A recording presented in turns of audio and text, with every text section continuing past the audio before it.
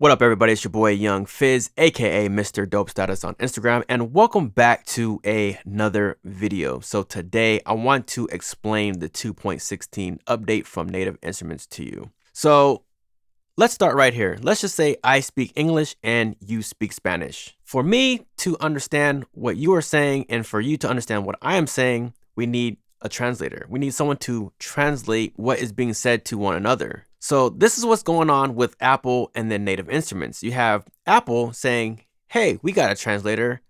Our translator is going to be named Rosetta 2.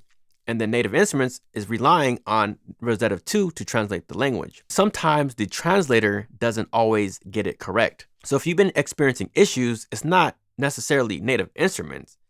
It's not necessarily Apple, but it's the translator not translating very well. So recently, Native Instruments has released the 2.16 update, which says, you know what?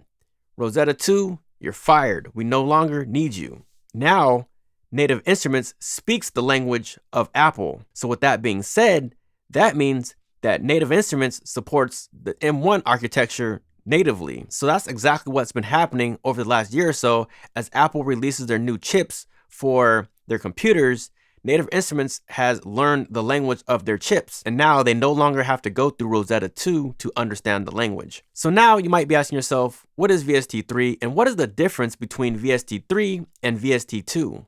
Well, VST3 is a little bit smarter than the VST2.